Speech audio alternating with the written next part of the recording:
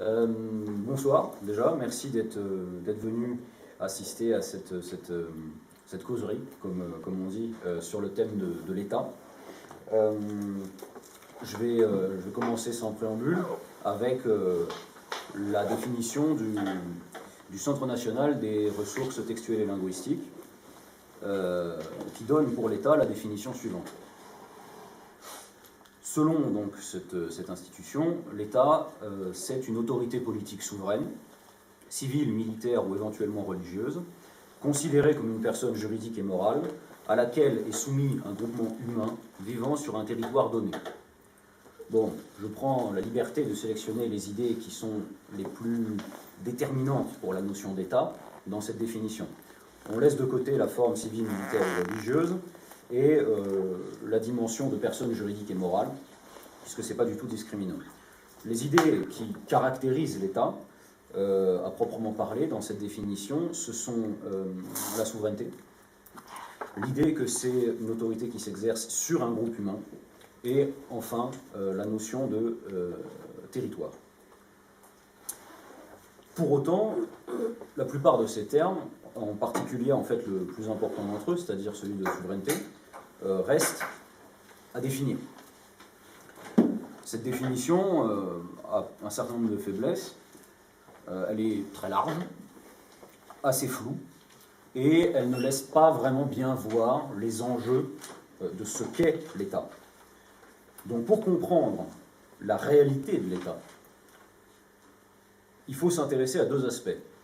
D'une part, à la notion d'État comme telle, en tant qu'objet de réflexion, et d'autre part, au processus historique qui préside à la formation de ce qu'on appelle généralement l'État moderne, c'est-à-dire des États tels que ceux dans lesquels on vit actuellement.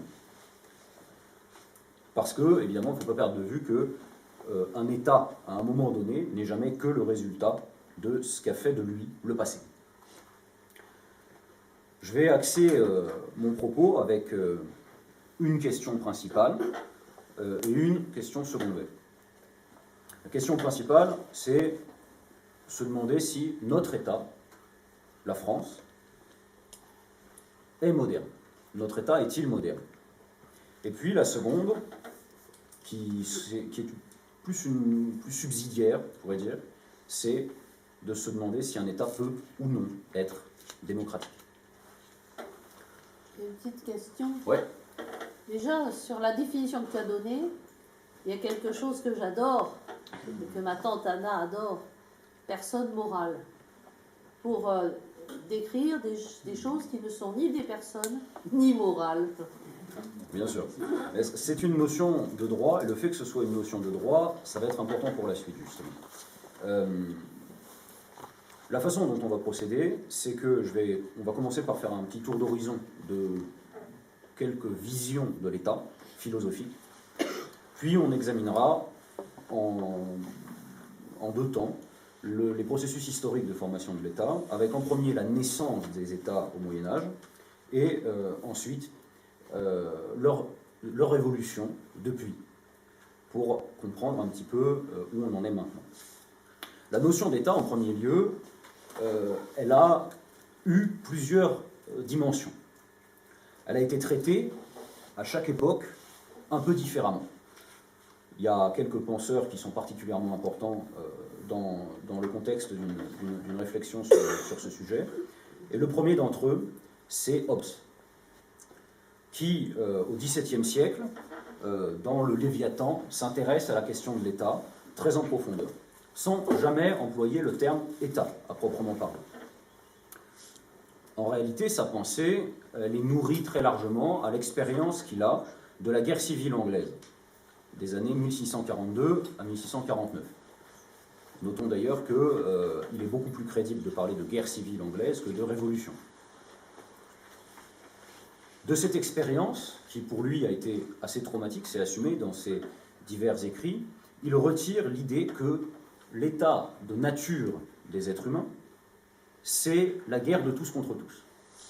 C'est un état dans lequel la liberté, c'est la violence permanente. On retient de lui une formule latine, qu'on peut traduire en français, En latin, elle donne Homo homini lupus est. En français, c'est l'homme est un loup pour l'homme. C'est là le point de départ de sa réflexion.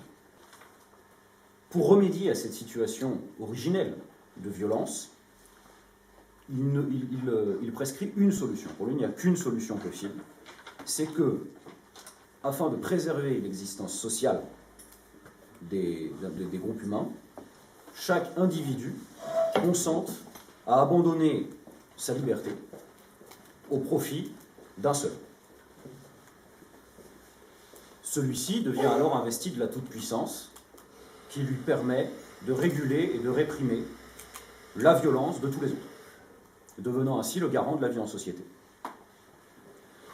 C'est lui qu'on va appeler le souverain, qui est à ce moment-là la seule barrière en fait entre l'état social et la sauvagerie. C'est cette puissance souveraine créée par l'abandon de la liberté, l'un des premiers avatars intellectuels de la notion d'État. Il y a quand même deux éléments qui ressurgissent, qui ressortent de l'idée de Hobbes. La première, c'est que pour lui, l'existence même de cet État, de l'investiture de ce souverain, c'est une nécessité qui découle de la raison. C'est une nécessité sans laquelle la société n'est pas possible et sans laquelle l'humanité court à son autodestruction. Et la deuxième chose à souligner, si je peux me permettre de renvoyer à la vidéo de la causerie qu'on avait faite sur la notion de violence, c'est que toute la pensée de Hobbes est bâtie sur une contradiction de départ et sur une impossibilité logique dans sa définition de la violence et de la liberté. Sans entrer maintenant dans les détails, je vous renvoie à la vidéo disponible sur la chaîne du groupe. Par suite, viennent d'autres penseurs qui, chacun à son tour, repensent et approfondissent l'idée d'État. Le premier, qui change complètement la vision de l'État, c'est Rousseau. Lui, il apporte une grande originalité dans sa conception de l'État. Pour lui, il découle aussi de la raison, mais il n'a pas du tout les caractéristiques que lui prête Hobbes. Chez Rousseau, l'ensemble des êtres humains d'une société donnée procèdent entre eux à ce qu'il appelle le contrat social. Celui-ci fonde la communauté civique qui a une dimension passive et une dimension active. Cette communauté, dans sa dimension passive, il l'appelle l'État. C'est-à-dire que l'État, c'est pour lui l'ensemble des citoyens en tant qu'ils sont soumis aux mêmes lois. Et la dimension active, c'est l'ensemble des citoyens en tant qu'ils font les lois. Donc en fait, c'est la même chose, mais dans deux attitudes différentes par rapport à la loi. Et il appelle ça, cette dimension active, le souverain. Le point commun, quand même, chez ces deux penseurs, c'est que l'État est intrinsèquement lié à la notion de raison. L'État est une nécessité de raison pour permettre la vie en société. Et à partir de là, à partir de ce lien fait entre la raison et l'État, arrive au XIXe siècle un penseur qui renouvelle profondément la notion de l'État dans la pensée politique. Pour lui, l'État, c'est la forme la plus pure de la société. Et ce penseur, c'est Hegel. Hegel a vraiment fait de l'État l'un des éléments centraux de sa réflexion. Il étudie les enjeux qui y sont liés dans deux ouvrages principaux. Entre autres, ce ne sont pas les seuls, mais les deux principaux sont les principes de la philosophie du droit, publiés en 1821, et les leçons sur la philosophie de l'histoire, publiées en 1822. Il y a une grande spécificité chez Hegel, c'est qu'il introduit l'historicité dans la plupart des thèmes qu'il aborde. Donc pour lui, sa vision de l'État, elle s'inscrit dans une certaine vision de l'histoire en général. Et ce qui est particulièrement déterminant dans sa réflexion, c'est l'idée que il y a des réalités abstraites, les idées, si vous voulez, qui précède et qui détermine le réel. Le réel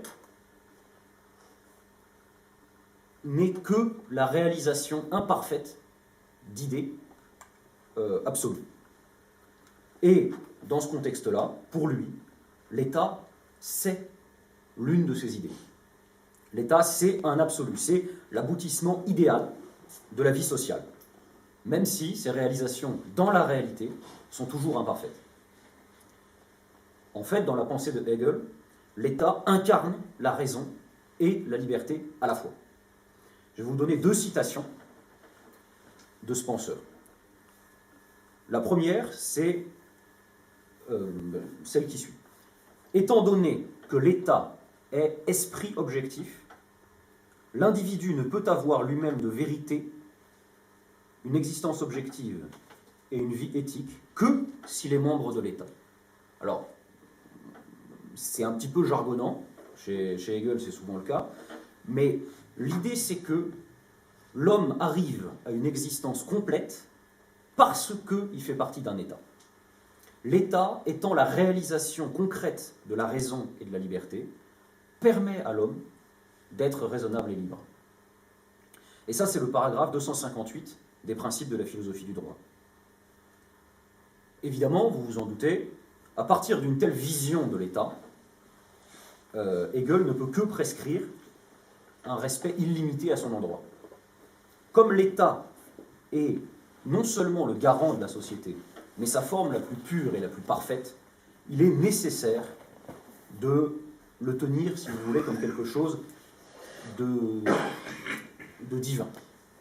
Et c'est là qu'intervient la deuxième citation que je vous livre, le 272e paragraphe des principes de la philosophie du droit, qui nous dit qu'il faut donc vénérer l'État comme un être divin terrestre. Cette idée-là, l'État comme être divin terrestre,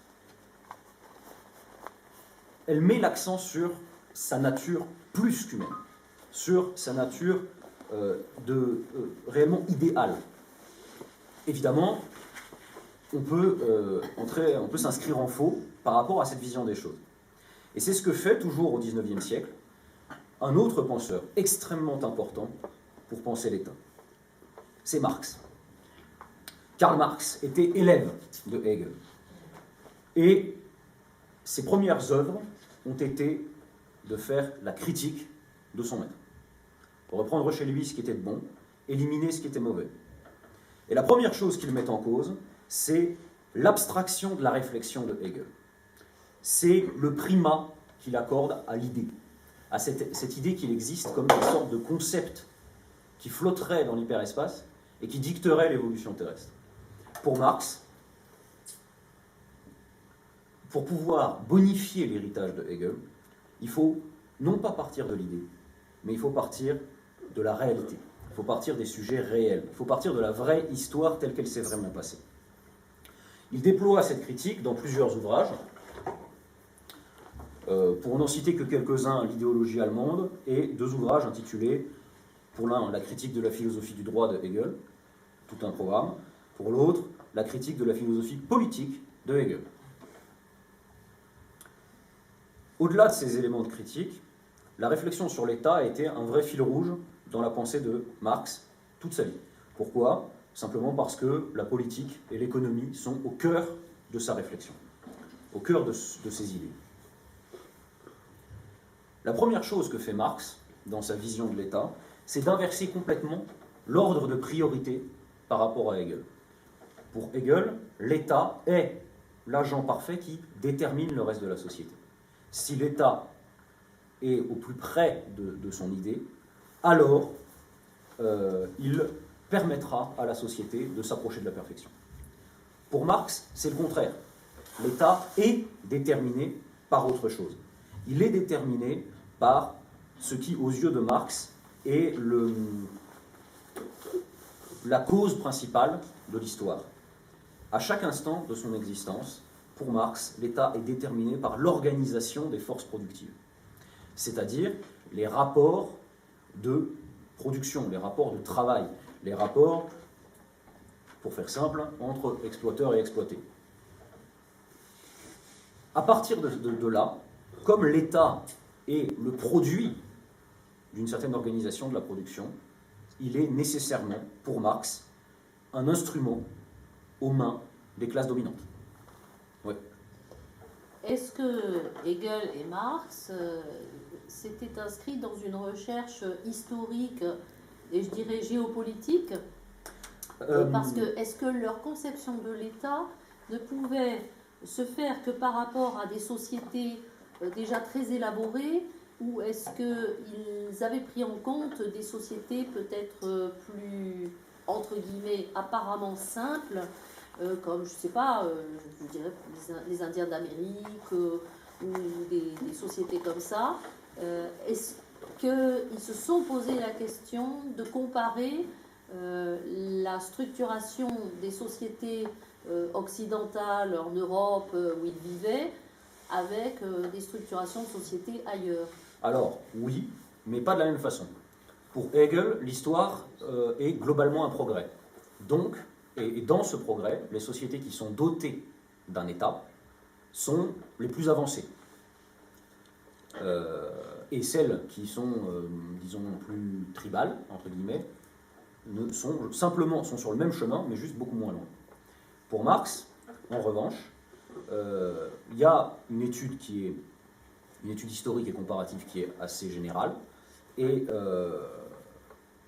l'étude que fait Marx de l'État, pour lui, si vous voulez, il existe aux divers stades de développement d'une société donnée, sous des formes différentes. Il n'existe qu'un cas dans lequel l'État disparaît, on y viendra un tout petit peu plus loin. Mais en toutes circonstances, l'organisation des forces productives d'une société, or toute société a des forces productives, produit une certaine organisation institutionnelle, pour Marx, et cette organisation institutionnelle, c'est ce qu'on peut appeler, dans ce contexte, l'État, mais pris dans son sens le plus large. En réalité, la notion d'État moderne, on la prend dans un sens beaucoup plus restreint. Donc voilà. Oui, s'il vous plaît. Je voulais répondre un peu à la question dessus. Sur les inspirations chez Hegel et Marx d'autres sociétés. Hegel le fait dans son idée de cycle, il va s'inspirer des autres civilisations plus primitives, éloignées en Extrême-Orient. Mais bon, le problème qu'il y a de Hegel, c'est que c'est un mec qui n'est jamais sorti de sa région d'Allemagne, et qui lit que des livres. Et donc, il y a une représentation de récits de voyage des autres civilisations, même s'il les inscrit dedans, mais il a tendance à tirer des lois générales de choses qu'il ne connaît pas vraiment, en confondant des concepts, par exemple, qu'il attribue à l'islam, qui sont tirés du bouddhisme, etc. Donc, ça, c'est pour Hegel. Et pour Marx, il y a quand même, c'est quand même quelqu'un qui voyage un peu plus. Et il s'est inspiré d'autres sociétés, mais plutôt contemporaines, notamment quand il a vu la révolution industrielle en Angleterre. Je crois que c'était ça la question. C'était juste pour appuyer. Oui, absolument. Non, mais tout à fait.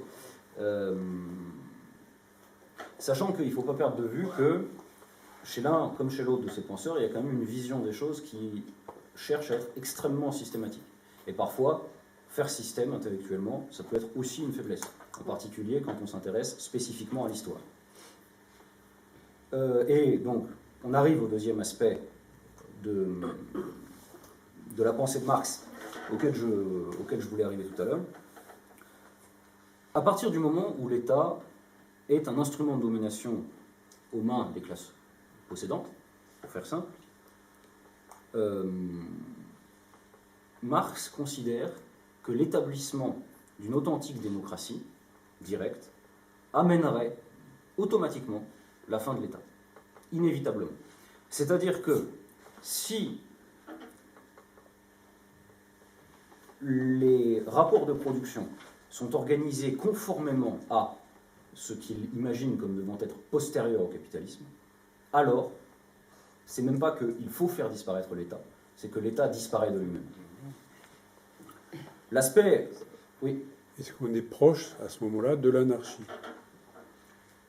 Dans une certaine mesure, oui. Après, il existe des conflits théoriques très importants entre entre une partie des grands théoriciens anarchistes et Marx, qui est que Marx considère que les anarchistes, faute d'une bonne compréhension économique des choses, inversent dans leur analyse l'ordre dans lequel le processus va se faire. Pour lui, tout ça, c'est une affaire de processus historique. Et la loi de l'histoire, la dialectique de l'histoire, veut que, au bout d'un moment, les luttes de classe finissent par aboutir inévitablement à une société sans classe. Évidemment, là, on est au XIXe siècle. L'idée de loi de l'histoire me semble critiquable. Par ailleurs, dans le prolongement de cette critique de l'idée de loi de l'histoire, on peut aussi critiquer forcément l'idée qu'il existe une cause première. Les lois de l'histoire existent parce qu'il y a une cause première du mouvement historique.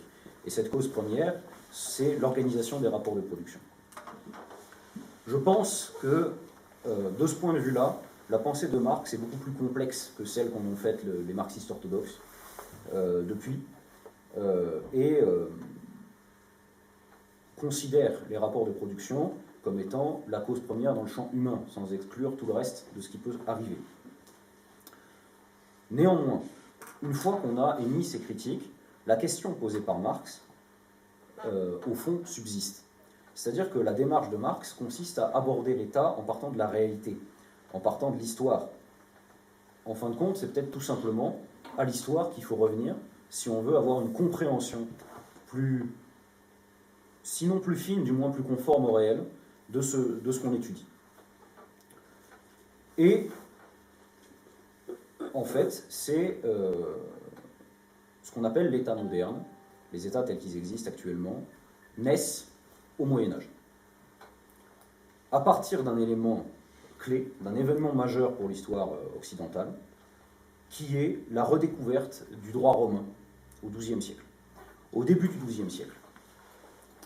Ça, c'est l'élément fondateur des États modernes, parce que le droit romain contient la notion particulièrement importante d'imperium, qui est le pouvoir suprême, indivisible, et qu'on peut traduire par souveraineté. La redécouverte de cette notion d'imperium va servir dans un premier temps les juristes dans l'entourage de Philippe le Bel, disais-je, développent l'idée que le roi est, selon la formule, empereur dans son royaume, c'est-à-dire qu'il est le détenteur d'un pouvoir indivisible et total, comme je le disais tout à l'heure, auquel seul Dieu est réellement supérieur. Et ça entraîne des conflits avec l'autorité d'un prince universel et la plus puissante de l'époque, qui est le pape. J'ai mentionné l'enlèvement du pape en 1303. Le procès des Templiers s'inscrit aussi dans cette conflictualité entre deux pouvoirs qui ont tous les deux une prétention souveraine. Et ce procès a lieu à partir de 1307. Très grande opération de police, très bien montée. On ne va pas entrer dans les détails pour le moment. Simplement, la souveraineté ne reste pas lettre morte. Ce n'est pas juste une pétition de principe. Le roi, quand il dit « je suis souverain », quand les juristes développent des arguments juridiques pour étayer l'idée de la souveraineté du roi, ça ne suffit pas à le rendre concrètement souverain. Pour ça, il faut des moyens. Et ces moyens, c'est l'administration, la police, quelle que soit la forme qu'elle prend. Et surtout, l'argent. Nous sommes là, à une époque où il n'existe pas d'impôt général direct. Les seules redevances que le roi touche de façon systématique, ce sont celles qui viennent de ses domaines. En fait, c'est des revenus d'exploitation. Et donc, il est en permanence face à un problème d'argent. Parce que l'administration, même si elle est embryonnaire, ça coûte cher. Les gendarmes, ça coûte cher. Et pour ça, il y a deux solutions. La première, c'est le développement d'impôts indirects, avec notamment l'invention, au début du XIVe siècle, de la gabelle. C'est un impôt sur le sel qui, au début, ne vise que certaines régions et qui, par la suite, on en parlera un tout petit peu après, est systématisé. Et la deuxième solution, c'est l'établissement d'un impôt public direct, avec le développement de ce qu'on appelle les fouages. C'est un impôt direct qui repose sur une argutie juridique qui part du principe que tous les hommes libres du royaume ont un devoir militaire. Mais ça ne sert à rien d'avoir une armée de 20 millions de personnes. Donc, la plupart d'entre eux n'iront pas se battre eux-mêmes, mais tous ceux qui ne se battront pas paieront à la place. Et dans le registre des impôts directs, il y a, en 1304, un événement important, la première convocation des États généraux, c'est-à-dire des représentants des trois ordres. Entendons représentants au sens le plus large, ils ne représentent personne, mais ils sont là pour ça, qui doivent consentir un impôt. C'est-à-dire que tout le monde se met d'accord pour dire « cette année, nous donnons une somme au roi ». Pourquoi en 1304 ? Parce que à cette époque, il y a la guerre. Il y a la guerre contre les Anglais en Aquitaine, et il y a la guerre surtout en Flandre. Et il se trouve que, en fait, c'est la guerre qui a été la solution au problème de l'argent pour l'État moderne. Parce que tout le monde est plus disposé à concéder une aide à son roi quand il y a une nécessité vitale, une nécessité militaire qui l'impose. À ce stade, il y a encore une faiblesse importante, qui est que cet impôt, cette contribution exceptionnelle consentie par les États généraux, est consentie pour 1 an seulement. Donc, chaque année, il faut la faire renouveler, si vous voulez l'obtenir régulièrement. Au début, vous convoquez les États généraux une fois tous les 10-15 ans, quand il y a un besoin exceptionnel et une grosse ponction à combler. Mais à partir de ce moment-là, se développe une volonté de systématisation de ces impôts directs qui n'existaient pas avant. Et dans ce contexte, c'est la guerre de 100 ans qui sert de véritable catalyseur, d'accélérateur de la formation de l'État. Déjà, elle est déclenchée pour des questions de souveraineté, parce que l'Aquitaine appartient au roi d'Angleterre, et que, pour l'Aquitaine, il est vassal du roi de France. Ce qui signifie qu'il ne peut pas avoir de politique étrangère propre, ce qui pose problème. Vous êtes roi, vous ne pouvez pas faire la guerre, vous ne pouvez pas faire de la diplomatie, vous ne pouvez pas mener la politique économique que vous voulez. Donc, c'est le facteur majeur qui déclenche cette guerre. La première phase de la guerre se passe plutôt mal pour la France. Je vais vous donner quelques dates, simplement pour illustrer le processus de systématisation de l'appel aux États généraux. En 1340, première grande bataille, c'est la bataille de l'Écluse. La flotte française est coulée. Ensuite, en 1341, une flotte ça coûte cher, il faut fabriquer des bateaux, il faut embaucher des marins. En 1341, la gabelle, l'impôt sur le sel, indirect, est étendu à tout le royaume. En 1343, on convoque des États généraux pour leur demander une aide exceptionnelle pour la guerre. En 1346 a lieu la bataille de Crécy. Les Français se font écraser par les Anglais.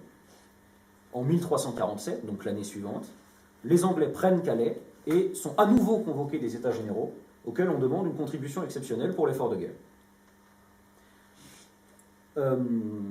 Ensuite, en 1351, on convoque à nouveau les États généraux. Puis, en 1355, on convoque à nouveau les États généraux. Puis, en 1356, une grande bataille a lieu, à Poitiers, et les forces françaises sont à nouveau vaincues. Écrasées serait le terme le plus adapté. Et le roi Jean II, le Bon, est fait prisonnier. Et cet événement va changer, plutôt accélérer, le développement de l'État. Parce que, pour libérer le roi, les Anglais exigent une rançon astronomique. Pour rassembler cette rançon, il va falloir demander une contribution exceptionnelle aux États généraux. Donc, en 1357, on convoque les États généraux. En 1358, on convoque les États généraux. En 1359, on convoque les États généraux. En 1362, l'armée française est battue par les mercenaires, les grandes compagnies. Et en 1363, on convoque encore les États généraux. En 1364, par chance, on arrête la casse, Jean II meurt, et Charles V prend le pouvoir. Il règne jusqu'en 1380. Première chose qu'il fait, il convoque des États généraux à Amiens. Et ces États généraux consentent un impôt avec deux spécificités. La première, c'est que les fouages, donc le fait de payer en échange du fait de ne pas participer au combat, deviennent systématiques. Et ils sont consentis à perpétuité. Ça fait un impôt direct, régulier. La deuxième spécificité, c'est que, pas fou quand même, les nobles sont exemptés. À partir de là, Charles V reprend les choses en main, parce qu'il a des rentrées d'argent. Et grâce à ça, il rétablit la monnaie, sachant que la dévaluation de la monnaie était vraiment catastrophique dans les années 1350. Il met en place une armée permanente. Il n'existait pas d'armée permanente avant. On appelait les vassaux qui eux-mêmes amenaient leurs vassaux et ainsi de suite. C'est-à-dire qu'on convoquait une armée quand c'était nécessaire. Ou alors on avait recours à des mercenaires qui coûtaient extrêmement cher. Et cette armée permanente, elle est financée par les fouages. Donc l'impôt sert à payer l'armée. Et là, en fait, on a le fondement de l'État moderne qui est en place. Il existe un impôt régulier qui sert à payer une administration et une armée. Cette administration comprend des représentants du roi et leurs gens d'armes. Gens d'armes, évidemment, donne l'actuel terme de gendarme. Elle a pour charge principale de collecter les impôts, qui servent à entretenir l'administration et l'armée, qui ont pour charge principale de collecter les impôts, et etc. Alors, cet essor est provisoire. De nouvelles difficultés apparaissent à partir de 1380 avec le règne de Charles VI. Charles VI est fou, donc il a des crises de démence. Donc, le pouvoir, c'est ça, le pouvoir royal tombe un peu en vacances et les frères du roi en profitent pour se partager le royaume. Mais l'essentiel est là. Chacun fait sa petite principauté dans son coin. On peut penser principalement au duc de Bourgogne, l'arrière-grand-père de Charles le Téméraire, qui fait exactement la même chose chez lui. C'est-à-dire qu'il établit des impôts directs, une armée permanente, et pour être sûr de ne pas manquer d'argent, il ponctionne le trésor royal au profit de la principauté de Bourgogne. Quand même pas perdre le nord.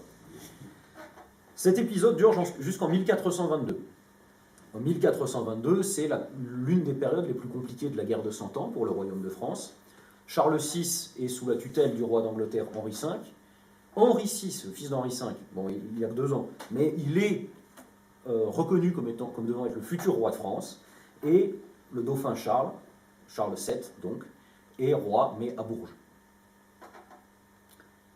Et quand il prend le pouvoir, à partir de 1422, il se lance petit à petit dans un processus de reconquête territoriale qui est adossé en fait exactement aux mêmes structures qu'avant.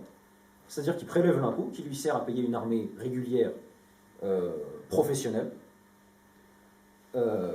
qui lui donne les moyens de défendre des places et d'une façon générale de commencer à amorcer ce mouvement de rejet des Anglais qui s'achève en 1453, donc avant même la fin du règne de Charles VII.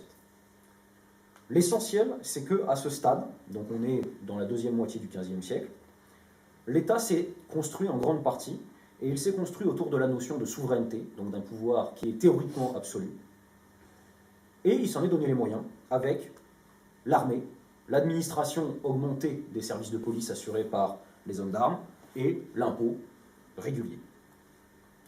Mais jusqu'ici, la notion de souveraineté a une spécificité qui est d'être adossée encore à l'héritage du droit romain. C'est-à-dire que c'est une notion qui prend sa source dans le droit positif. Après la fin du Moyen-Âge, ça va changer. Tout d'abord, l'un des derniers rois du Moyen-Âge, le roi Louis XI, règne de 1461 à 1483, il amorce une nouvelle étape dans le développement de la souveraineté du roi, avec la lutte contre les grands nobles, avec le développement du royaume, avec une institution comme la poste. Il est le premier à établir des relais de poste. Son idée étant que le roi est le souverain, il doit être informé de ce qui se passe sur ses terres. Il renforce l'armée, il augmente ses effectifs, et fatalement, il augmente aussi les impôts. Les impôts triplent en 20 ans. Et là, à partir de ce moment-là, les deux notions, telles qu'on les connaît nous, émergent. Machiavel est le premier à employer le terme Stato pour parler d'un État, plutôt que d'employer le terme royaume ou domaine. Et donc Machiavel, qui naît en 1469 et qui meurt en 1527, grand penseur politique. Il crée ce terme pour recouvrir justement cette réalité nouvelle qui est apparue.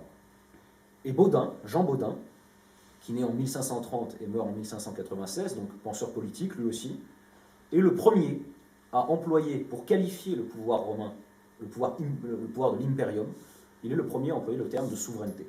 Les deux mots vont avoir une longue carrière devant eux. À l'époque des guerres de religion, on va passer très rapidement là-dessus, se développe l'idée de l'importance de l'unité religieuse au sein d'un même État. C'est les préludes de la devise de Louis XIV, un roi, une foi, une loi. Cette période se clôt avec Henri IV au début du XVIIe siècle.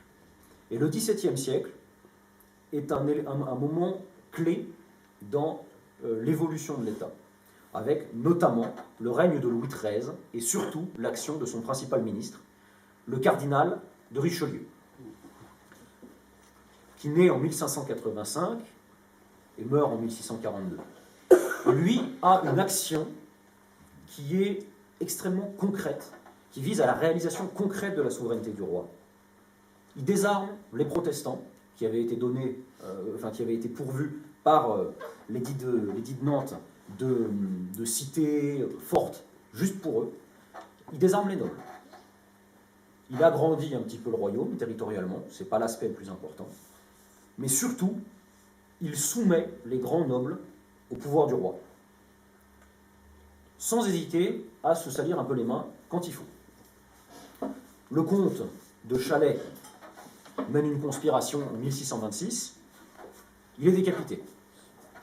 Le duc de Montmorency, dans la tradition de la haute noblesse, du droit d'insurrection contre un roi qui règne mal, prend les armes, allié aux frères du roi, en 1632.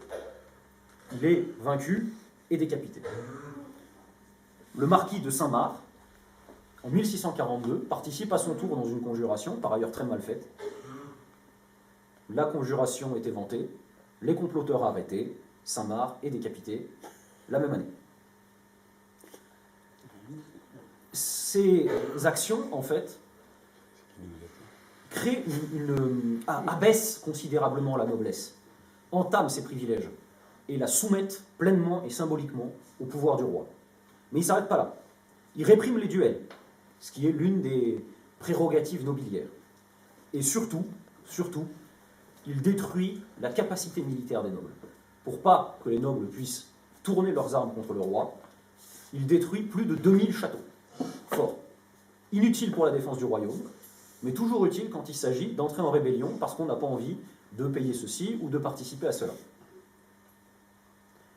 Ce faisant, il installe un État que certains qualifient de militaire, en tout cas, dans lequel l'impôt s'alourdit et l'administration se renforce. Vous voyez, l'administration française a une longue histoire derrière elle.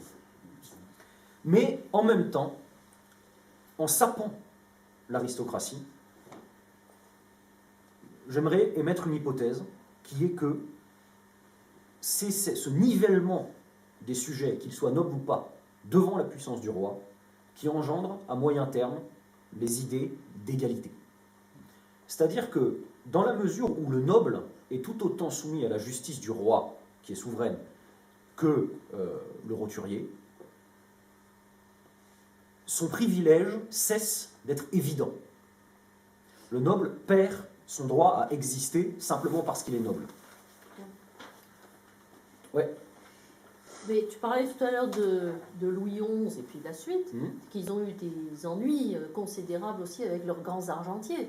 C'est-à-dire que ces personnages qui étaient dans l'administration, finalement, qui étaient chargés de collecter les impôts, etc., leur ont causé bien des soucis. Par exemple, Jacques Coeur ou Fouché, ou des gens comme ça. Et donc, finalement, peut-être que c'était pas un si bon calcul que ça, de donner autant de pouvoir à ces administrateurs, si je peux dire, par rapport à des nobles qui, peut-être, eux, avaient un sens éthique du pouvoir et de la communauté dirigeante, plus que les argentiers qui, eux, finalement, ne voulaient que leur propre enrichissement. Alors, je ne m'avancerai pas à dire que les nobles ont un sens éthique de la communauté, excepté peut-être de la communauté nobiliaire. C'est ça. En revanche, il est vrai que cette évolution, qui par elle-même n'est pas forcément négative, contient des risques. Et ces risques se sont réalisés, avec notamment, à la fin du XVIIe siècle, l'affermage des impôts. La création de la ferme générale, c'est vraiment la privatisation de l'État. On en parlera tout à l'heure. Ouais. Je prends des notes tout à l'heure, mais sur l'histoire des nobles et des rois de France. Ouais, d'accord. Bon, le roi de France, il dégomme tous les nobles parce que c'est des contre-pouvoirs. Ça, c'est surtout Louis XIV, parce que quand il est jeune, c'est la période de la Fronde, où il a failli y passer plus d'une fois dedans, donc il nomme mauvaise. Mais il ne faut quand même pas oublier un truc par rapport aux nobles, c'est qu'au sacre de Reims, quand les rois sont sacrés à Reims, tous les grands du royaume le reconnaissent comme roi. Alors effectivement, au fil du temps, ça paraît juste un petit sacre comme ça, comme une petite tradition qui n'a pas de sens, mais au début quand même, ça voulait dire que le roi pouvait commander si les autres étaient d'accord. Alors effectivement, c'était pas l'avis du premier pécor de base, mais ça était quand même un contre-pouvoir dessus. Donc il ne faut pas voir non plus la fin à la toute-puissance de l'État concentré dans la monarchie comme quelque chose qui est très bon pour l'État. Absolument. J'ai à aucun moment dit que c'était une bonne chose. Simplement, le développement de la souveraineté de l'État nécessite l'élimination de la puissance nobiliaire. Au moins en partie, parce qu'en fait, on est à une époque où les moyens techniques dont dispose le pouvoir, les moyens techniques réels, ne lui permettent qu'en partie de dominer pleinement sa population. Et ça, c'est des choses qui changent ensuite. Juste un truc dedans,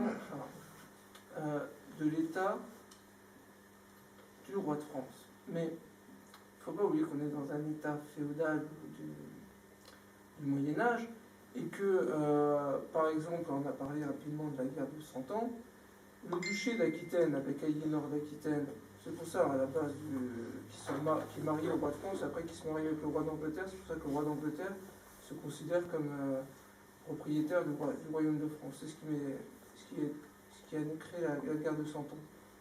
Le duché d'Aquitaine est un État qui est soumis au roi de France. C'est-à-dire que c'est pas un truc tout simple.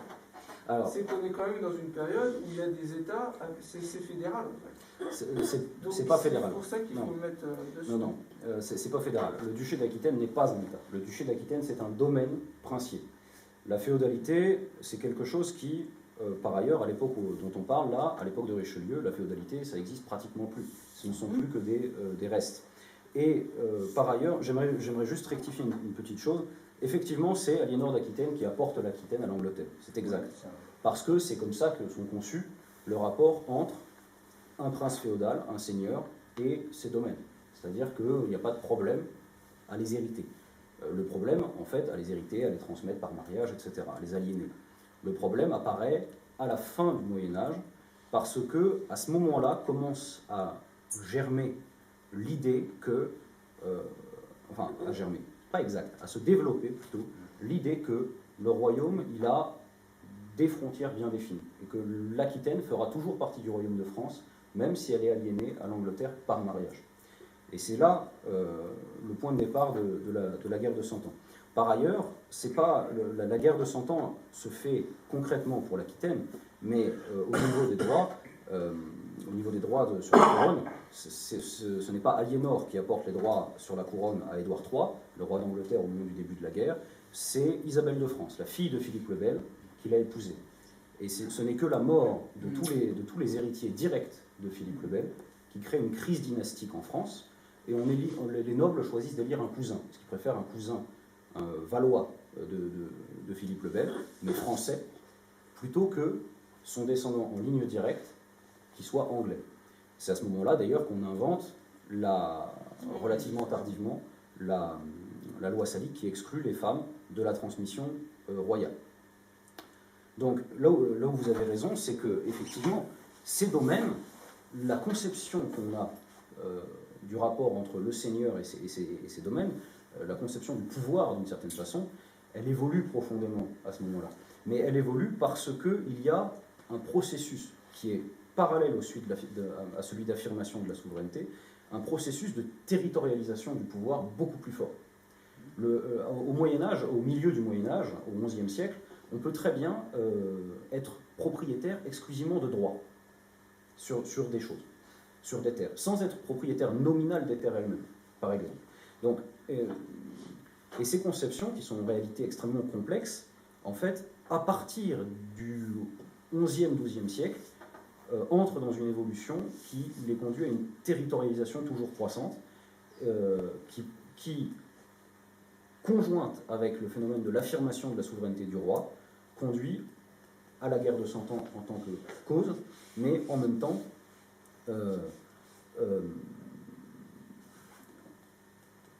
conduit à la naissance, si vous voulez, de l'idée que le royaume de France compte un certain nombre de provinces clairement délimitées et inaliénables. À tel point, et cette idée fait son chemin dans la noblesse, mais même dans une frange de la population, à tel point que quand, après la bataille d'Azincourt en 1415, Henri V impose un traité par lequel il rattache la Normandie à l'Angleterre, il a beau conférer à la Normandie tous les privilèges possibles, une partie de la population entre en guérilla contre lui parce qu'ils ne veulent pas d'un roi anglais. Et ça, c'est l'une des premières traces de, on pourrait dire, patriotisme avec des très gros guillemets. Vraiment. Oui, non, mais je sais. Donc voilà. Mais bon, dans l'absolu, effectivement, vous n'avez pas tort. Cette évolution est vraiment majeure. Et l'hypothèse que je voulais soulever, mais ce n'est qu'une hypothèse, et elle est de mon fait, donc ça ne garantit rien, c'est que ce nivellement de la population sous l'autorité royale, indirectement, et ce n'est pas du tout l'intention, crée la possibilité et même la nécessité de penser l'égalité sous le souverain dans un premier temps et tout court dans un second. Mais je ne dis pas que c'est le but. Richelieu n'avait certainement pas l'idée que les gens allaient commencer à dire que les citoyens étaient égaux entre eux. Et puis il y a un autre élément important à cette époque-là, au milieu du XVIIe, c'est le développement de l'idée de raison d'État. Cette notion se trouve chez Machiavel déjà, mais elle est profondément développée dans la politique telle que la mène Richelieu, et il la développe abondamment dans ses mémoires. Et la caractéristique de la raison d'État, c'est que l'État passe au-dessus du droit. L'État peut faire fi du droit. Et ça apporte presque un changement de nature à l'idée de souveraineté. Parce qu'on a vu tout à l'heure qu'elle était née du droit romain, et qu'elle était adossée au droit positif. À ce moment-là, elle s'émancipe de sa base juridique, et elle acquiert une autonomie. Elle existe par elle-même. Pas parce qu'elle a été pensée, pas parce qu'elle est dans des codes, et pas en accord avec ce que peut dire le code de Justinien, le digeste, etc. Elle existe par elle-même. Et ça nous amène, progressivement, au XVIIIe siècle. Avec, on va laisser de côté, là encore, les révolutions anglaises qui ne méritent pas le titre de révolution, et on va en arriver directement aux Lumières et à la vraie révolution, avec, pour commencer, deux penseurs phares. Le premier d'entre eux, c'est Rousseau, qui publie en 1762 le Contrat social. C'est l'une des deux occasions pour lesquelles Kant est sorti de sa promenade quotidienne qui était toujours la même. Et le second, c'est Sieyès, moins phare quand même, mais enfin, qu'est-ce que le tiers-état mérite d'être lu? Il le publie en 1789. Et ce qui est intéressant, c'est ces deux penseurs, c'est que la souveraineté est à ce moment-là déplacée dans le peuple. Ils cherchent à penser l'idée que c'est le peuple qui est souverain, qui est la source de la souveraineté. Chez Rousseau, dans le contrat social, c'est le cas parce que être souverain, c'est la caractéristique du peuple rassemblé qui fait les lois. Le peuple est souverain quand il fait les lois. Et chez Sieyès, j'ai pris la liberté de prendre une petite citation qui nous semble assez claire. Chez Sieyès, on lit « La volonté de la nation est toujours légale, car elle est la loi elle-même. » Bon, on ne sait pas comment Sieyès en tire l'idée qu'il faut un gouvernement représentatif, mais bon, ça prouve juste qu'il ne tire pas les conséquences de ses propres idées. Cet élément est vraiment capital, parce que parallèlement à cette idée que la souveraineté vient du peuple, c'est étiolé progressivement la légitimité de l'aristocratie et plus lentement, mais on assiste à une érosion également de la légitimité du roi, notamment sous Louis XV. Comme la domination de l'aristocratie et du roi cesse de couler de source, ceux-ci cherchent à se justifier. Et la meilleure justification qu'ils trouvent, c'est que la noblesse descend des Francs et que le peuple descend des Gallo-Romains. Bref, que la noblesse domine par droit de conquête. Ce qui revient à adosser la souveraineté au droit du plus fort.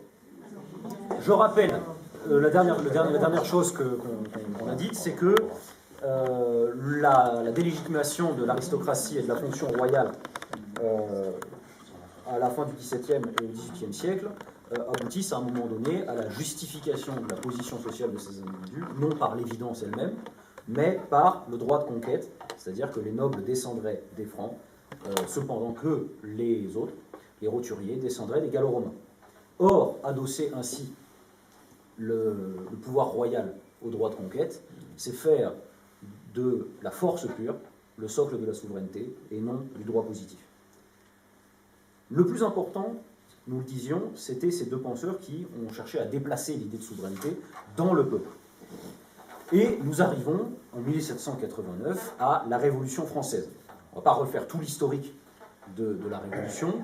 Elle se déroule en plusieurs phases. Il s'y passe des choses extrêmement complexes, des luttes de factions entre des gens nombreux, variés, et qu'il vaut pour la plupart la peine de connaître.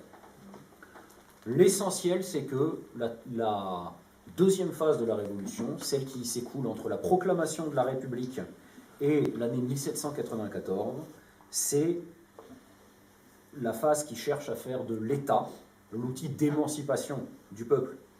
Et c'est ce qu'on voit avec des institutions les plus démocratiques des 5 constitutions qui se sont succédées, et avec des choses, des mesures plus économiques, comme par exemple l'établissement des lois du maximum. Maximum des prix, maximum des salaires.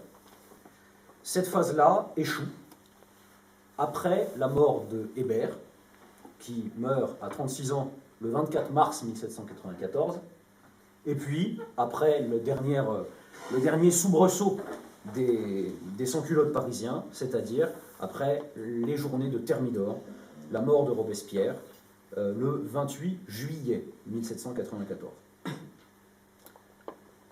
Plusieurs lectures sont possibles de la Révolution française. Évidemment, il y a énormément de débats, il y a plusieurs manières de l'approcher. Quoi qu'il en soit, le constat qu'on peut faire dans son rapport avec l'État, c'est que, globalement, elle échoue à redéfinir entièrement la notion même d'État. Par contre, il y a un point sur lequel elle réussit, c'est ancrer de façon définitive l'idée que la souveraineté vient du peuple. Et cette idée-là, elle reste. Le simple fait qu'au moment de la Restauration, Louis XVIII consente une grande charte, en est le signe. Et notre Constitution actuelle contient encore, en son article 3, l'idée que la souveraineté nationale appartient au peuple. Oui. Ouais, mais lors de la Restauration, Louis XVIII, il n'avait pas dit qu'il voulait que la souveraineté vienne quand même du roi. Louis XVIII, au moment de la Restauration, aimerait ça. Mais Louis XVIII peut dire ce qu'il veut. Il ne peut pas empêcher que, à partir de ce moment-là, l'idée est ancrée dans les mœurs, quelque chose qui le dépasse largement, et ce, bien au-delà de la seule France, que c'est le peuple qui est la source de la souveraineté. Et cette idée-là, elle va se retrouver depuis, partout, et dans beaucoup de processus, notamment, on en parlait un petit peu pendant la pause là, notamment le développement des nations européennes. Le plus important avec cette période, c'est que finalement, cette idée-là devient presque inévitable. Ça devient, je dirais, un topos, un aspect des mentalités, si l'on peut dire. Bon, évidemment, notre article 3 de la Constitution, il ne s'arrête pas là. Et la fin de la phrase annule le début, Voilà. qu'il exerce par le référendum ou par ses représentants. Mais l'essentiel, du point de vue symbolique, si l'on veut, du point de vue du transfert de cette souveraineté dans le peuple, c'est que, même si c'est pour le vider de sa substance, on est obligé de reconnaître en premier lieu que c'est de lui qu'elle vient. Maintenant, on va regarder brièvement l'évolution de l'État depuis la Révolution, notamment au XIXe siècle et surtout au XXe, avec le développement de ce qu'on appelle l'État social. Parce qu'en fait, jusqu'ici, on a plutôt l'impression que l'État, c'est pas franchement quelque chose qui est là pour veiller au bien-être, ni même au bien tout court, commun. Quelque chose qui se réduit à l'armée, l'administration, l'impôt. On voit, voilà. On en connaîtra peut-être l'aspect précis, mais pour le moment, c'est quelque chose qui n'est pas particulièrement attractif. Ça dépend pour qui. Oui, c'est ça. Ça dépend pour qui. Pour les dominants, oui. Aujourd'hui, c'est totalement attractif. Aujourd'hui, il me semble que parmi nos dominants, ils voudraient revenir à ça. Mais justement, ça va être l'objet de cette dernière partie de mon propos. Donc effectivement, je suis on ne peut plus d'accord avec ça. La notion du social dont tu vas commencer à parler, c'est ça, si j'ai bien compris. Ouais. Ça émerge directement du fait que la souveraineté, maintenant, elle est considérée venant du peuple, du coup. C'est une interprétation possible. Je ne l'affirmerai pas parce que je n'ai pas pu lire spécifiquement sur ce sujet-là, Ouais. mais je pense que le lien est probable. Mais c'est que mon avis personnel. On peut y penser. Voilà. Mais c'est que mon avis personnel. Peut-être qu'il y en a d'autres qui ont des idées sur la question, je ne sais pas. Mais voilà. Donc, cet état social, l'aspect social de l'État, prend ses premiers atouts, on va dire, première tentative à l'époque révolutionnaire. C'est-à-dire que l'État, c'est pas tout à fait exact, l'État royal avait déjà fait quelques mesures dans ce sens-là. Mais disons, les premières tentatives telles que nous on les conçoit. Suite au désistement et puis de l'Église de ses fonctions charitables, et après, au moment de la révolution, de la réduction de son importance en tant qu'institution, l'État se retrouve chargé de la charité, de s'occuper des orphelins, des pauvres, etc. Comment le fait-il? Ça, c'est toute une question. Toujours est-il que, au XIXe siècle, timidement naissent quelques petites mesures sociales. Les historiens que j'ai pu consulter estiment que ça naît, non pas évidemment d'une intention de justice, mais d'une pure crainte des classes populaires. Pour juguler lesquelles on établit quelques dispensaires, des assistances pour les orphelins, ou, et ça c'est quelque chose qui est très important dans le dernier tiers du XIXe siècle et au tout début du XXe, ce qu'on appelle le capitalisme paternaliste. C'est-à-dire vous travaillez pour votre patron, mais en échange, celui-ci met à votre disposition, à titre rarement gracieux, mais quand même, un logement et un certain nombre de services. Une garde pour vos enfants, ce genre de choses.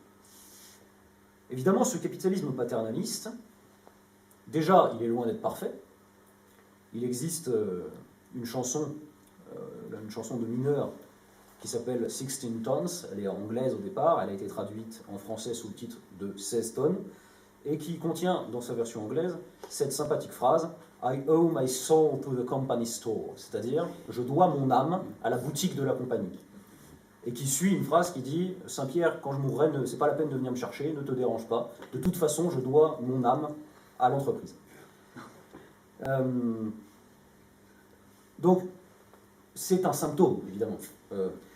Ce capitalisme paternaliste était loin d'être parfait à de nombreux égards, et de toute façon, il entrait à terme en contradiction avec l'objectif même du capital. Le but du capital, c'est de faire plein de petits capitaux. Et le plus il y en a, le mieux c'est. Donc si vous en investissez une partie pour le bien-être de vos ouvriers, c'est de l'argent perdu, pour faire simple. Et donc il disparaît progressivement.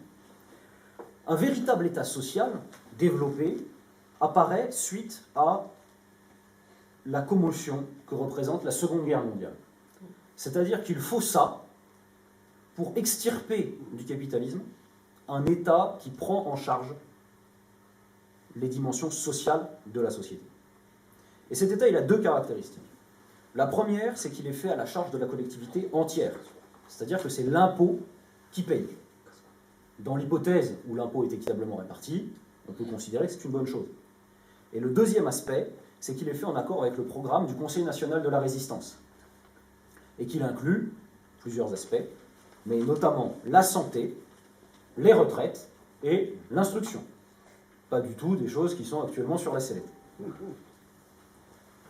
Ces nouvelles attributions, elles sont dues à deux choses. La première, c'est l'idée que si on garantit à la population une qualité de vie convenable, le nazisme ne réapparaîtra jamais.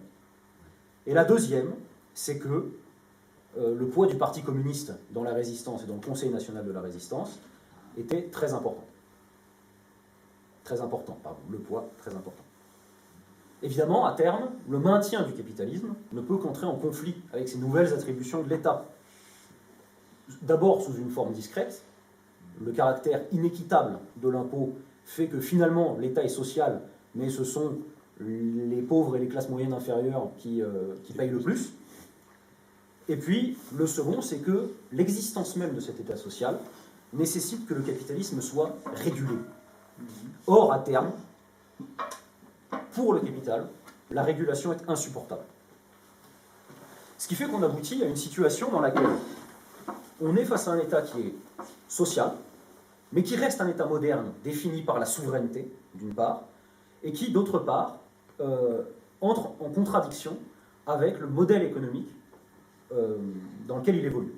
Ce modèle économique, il aspirerait à une forme d'État qui est celle que définit Benjamin Constant dans les Principes de politique, qui est publié en 1815, dans lesquels il fait deux choses. D'une part, il récuse le principe de la souveraineté populaire, et d'autre part, il estime que l'État, les seules attributions de l'État, ça doit être la police et l'armée. Super. Au nom de la liberté, tout ça, bien sûr. Les gens seront beaucoup plus libres si la seule chose que fait l'État, c'est les empêcher, selon lui, c'est les empêcher de se porter préjudice les uns aux autres.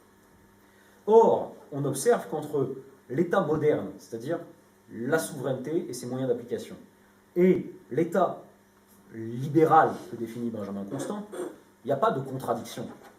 C'est la même chose, en réalité. Alors que les fonctions sociales prises par l'État, leur extension n'est arrivée qu'au prix d'une guerre mondiale, et que, à terme, en fait, par rapport à la nature même de l'État, ce sont des aberrations. La souveraineté n'a pas besoin d'être charitable pour exister. La seule justification dont elle a besoin, c'est de jouir de la force. Ça suffit. Vous pouvez être souverain à condition d'être plus fort, pas à condition d'être plus gentil. Pour conclure, l'État moderne, celui dans lequel on vit, reste défini par la souveraineté, par l'exercice de la souveraineté. Et la forme minimale, concrète, que prend la souveraineté, c'est le triptyque impôt, administration, police, armée. La question se pose maintenant. Nous vivons, a priori, nous dit-on, dans une république et dans une démocratie. Donc la question se pose, l'État moderne peut-il être républicain? J'ai envie de répondre, ça dépend comment on définit la République. Si on ouvre le Larousse, on va nous dire République égale forme de gouvernement ou forme d'État. Bon, évidemment, dans ces conditions, l'État peut être républicain, si on définit la République en fonction de l'État. En revanche, si on la définit en fonction de l'étymologie, la République, ça vient du latin. Ça vient de res publica. Et publica, ça a la même étymologie que populus. Ça a la même étymologie que le peuple. Donc la chose publique, c'est la chose du peuple. Donc, dans un contexte dans lequel on prend le terme de république dans son sens étymologique, l'État, qui est l'exercice de la souveraineté absolue et indivisible, ne peut pas être républicain. Quant à la question de savoir s'il peut être démocratique, je pense qu'elle est résolue à partir du moment où on a établi le caractère absolu et indivisible de la souveraineté. Par conséquent, l'établissement d'une démocratie authentique mènerait inévitablement et par définition à la dissolution de l'État, parce qu'elle mènerait inévitablement à la dissolution de la souveraineté, aussi bien en tant que conception politique qu'en tant que forme concrète de celle-ci. Ce qui fait que, et c'est un accident au départ, je n'avais pas prévu d'arriver à la fin en étant d'accord avec Marx, c'est vrai, hein, j'ai découvert que Marx estimait que la démocratie suffisait à dissoudre l'État, après avoir conclu que la démocratie mènerait à la dissolution de l'État. C'est accidentel, mais je suis content. Voilà, je vous remercie. Si vous avez des débats, des critiques, évidemment, c'est pas parfait. Enfin, je veux dire, voilà, l'erreur est humaine, donc fatalement, c'est pas parfait. Je crois que j'ai rappelé un truc, c'est quand tu disais à un moment donné, ben oui, que le peuple était devenu, la souveraineté était liée au peuple. Et là, on conclut à la fin que l'État est souverain. En fait, le peuple, là, il n'y est plus dans ton raisonnement. Exactement. J'arrive pas à faire le lien du glissement de raisonnement à un autre. Il y a eu une tentative de lier la souveraineté au peuple, et aujourd'hui, c'est globalement admis que la souveraineté vient effectivement du peuple. Alors déjà, il y a une distinction entre vient du peuple et est dans le peuple. C'est très différent. Et il y a une deuxième limite, j'ai envie de dire, à la pensée de Sieyès et de Rousseau dans ce contexte-là. Ce que font Sieyès et Rousseau, c'est qu'ils prennent le concept qui définit le pouvoir politique, qui est le concept de souveraineté, et ils en font quelque chose qui relève du peuple. Là où j'aimerais en arriver, moi, c'est l'idée que la souveraineté, par nature, comme elle est absolue, comme elle est indivisible, elle est incompatible avec le peuple en tant qu'entité politique. La souveraineté ne peut pas être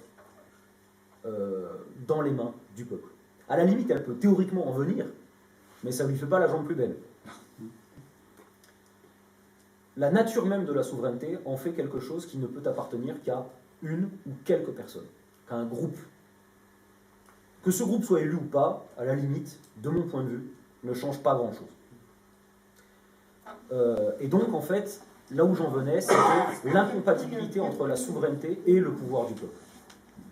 Voilà. Et c'est là où tu fais le lien entre la démocratie, des moments où elle existe, et plus de souveraineté. C'est ça, exactement. Exactement. Parce que la souveraineté, justement, se définit par ces deux caractéristiques, c'est-à-dire son caractère absolu, son caractère indivisible. Si c'est absolu, si c'est indivisible, ça ne peut pas être exercé par le peuple dans son entier. Oui, c'est antinomique. Voilà. Voilà. C'est là où j'en arrive, en tout cas, personnellement. Ce que je fais là, c'est quelque chose qui est une réflexion qui est aussi personnelle. C'est pas que je prends des concepts chez d'autres gens, j'essaie de les comprendre chez eux, j'essaie d'utiliser l'histoire, mais ça reste une réflexion qui est personnelle. Donc évidemment, il y a aussi des incomplétudes, peut-être des failles logiques, ça peut arriver. Mais voilà là où moi j'en arrive. Cette idée que, en fait, si on veut que le peuple ait le pouvoir, il faut qu'il n'y ait plus de pouvoir. Voilà. Si on veut que le peuple soit souverain, il faut que la souveraineté soit dans le peuple, pas qu'elle en vienne. Donc il faut qu'elle cesse d'exister, parce qu'il est nécessaire qu'elle soit divisée de façon parfaite entre chaque membre du peuple. Or, comme elle est indivisible, sa division la détruit. Voilà, c'est là où j'en arrive. Parce que ça permet de donner des choses possibles pour faire des articulations de raisonnement et de positionnement. C'est juste ça qui est intéressant aussi. Ouais. Je voudrais vous faire un compliment pour commencer. Bah, Je merci. trouve que vous êtes bel Apollon. C'est très gentil. Je vais vous J'attends la expliquer suite. pourquoi. Voilà. J'aurais dit quelque chose de gentil, non, c'est bien. Et non, mais en fait, j'aime bien faire des blagues et tout, et dessus. Il y a, à la fin, on parlait de la République, ce machin-là, et il y a un mec qui a écrit un bouquin sur la République, c'est Platon. Ouais. Et dans la pensée grecque, il y a la pensée apollonienne, qui est le monde des idées pures, tout ça.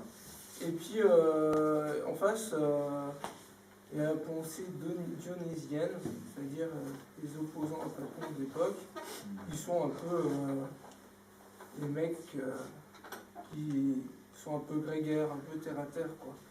Et moi, je suis plus trop un apollonien, plus trop Apollon. Et j'ai bien aimé ce que vous avez présenté dessus, mais je pense que vous avez fait un truc qui est trop long sur la période historique et qu'il aurait fallu en fait commencer. L'État moderne ne commence pas au Moyen-Âge de la façon dont vous le définissez, il commence en 1789. Parce qu'en fait, en 1789, il y a un truc qui paraît tout bête, on va faire un peu de latin, mais c'est le natio et le civitas. Alors le natio, c'est la nation, quoi.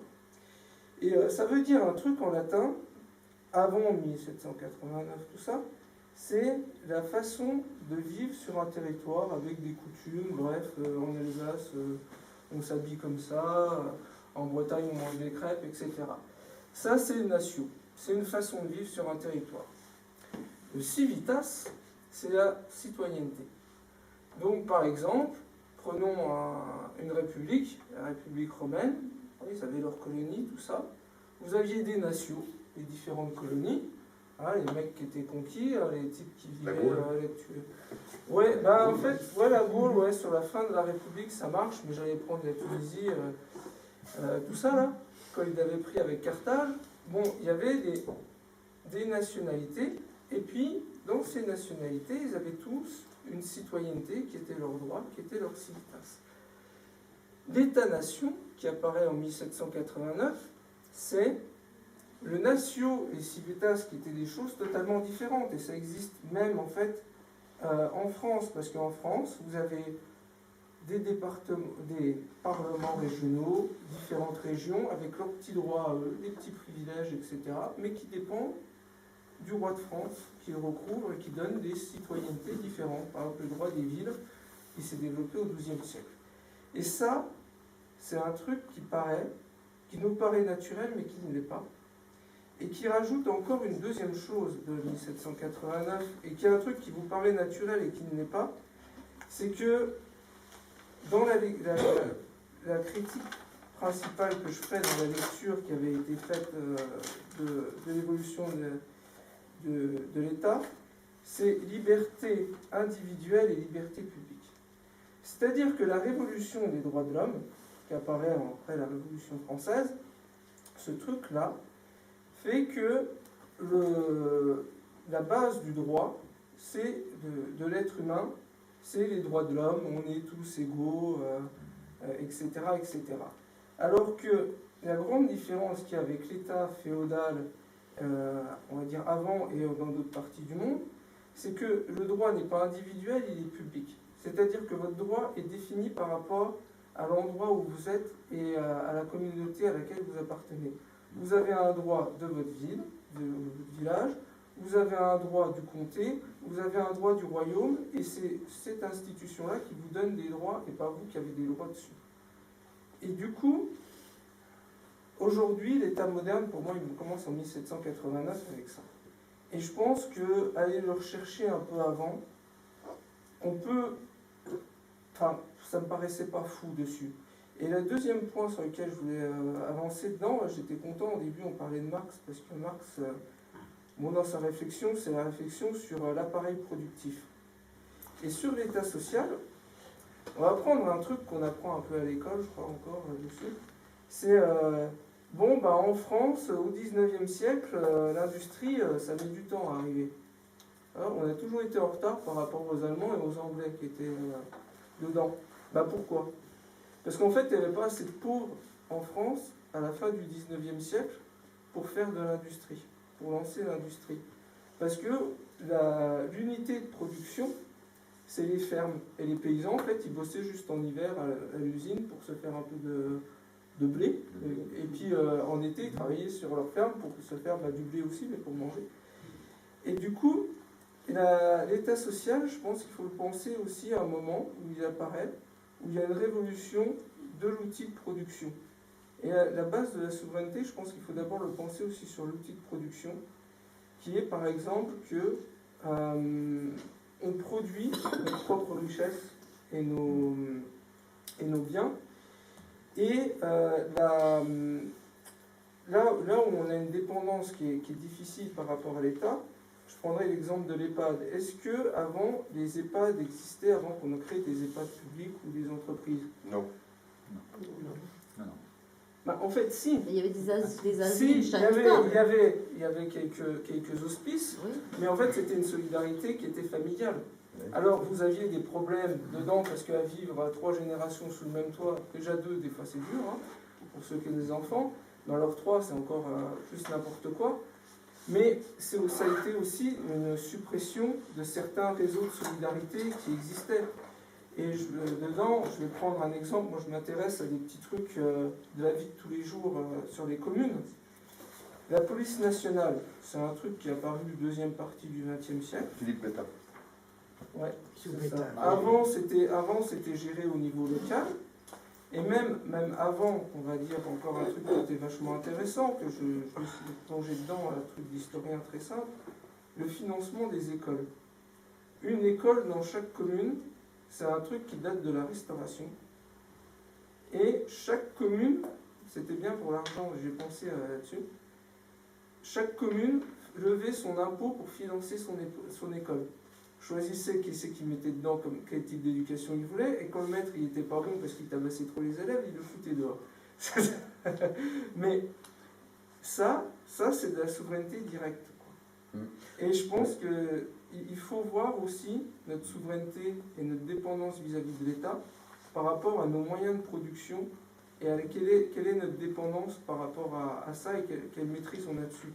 Parce que les mecs qui vivaient à l'époque, dans le passé, qui produisaient leur richesse sur leur ferme, sur un rayon de 40 km², bah, ils avaient une autre souveraineté qui était plus directe parce qu'ils étaient artisans de leur production. Et je vais conclure.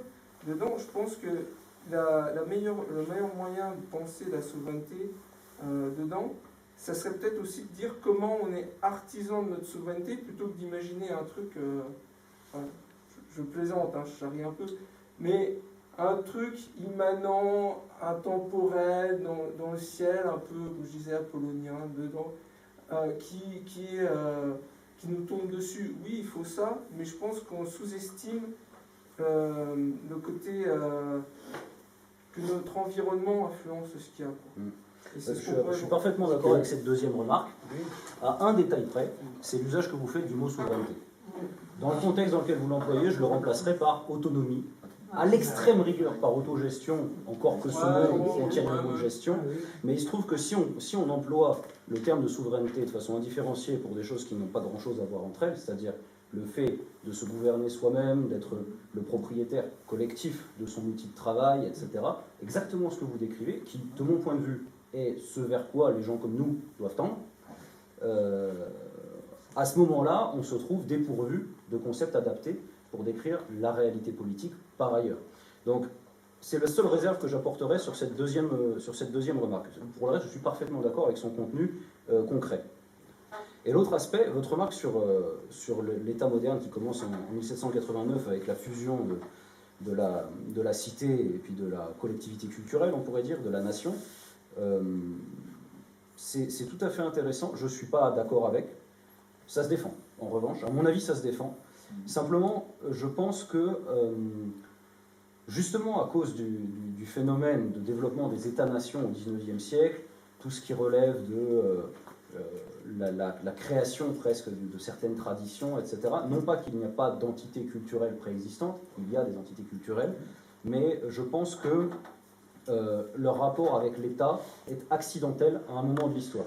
Et on pourrait aujourd'hui, à mon avis, très bien concevoir un État moderne mondial dans lequel il n'y a plus de nations et dans lequel il n'y a plus de différences culturelles, ce qui serait la fin de la culture. S'il n'y a plus de différences culturelles, il n'y a plus de culture. Ça, Lévi-Strauss, voilà. Bon. Mais par conséquent, personnellement, je préférerais maintenir une définition de l'État moderne fondée sur la notion de souveraineté et qui donc oblige à remonter plus loin dans le temps. Après, voilà, ça se défend, votre position se défend. Je disais ça juste parce que vous faites comment? C'était bien le XIIe siècle, vous avez dit, la redécouverte de l'impérial, je crois. Début XIIe siècle, redécouverte du droit romain. Et après, de là, des cours de l'impérialisme, etc. Voilà, Il reste 1 minute pour les autres questions. Monsieur ayant pris beaucoup de temps, ce n'est pas un reproche, simplement que mon matériel est insuffisant par rapport à tout ce que vous aviez à dire. C'est Jean-François qui s'appelle. Mais Oui.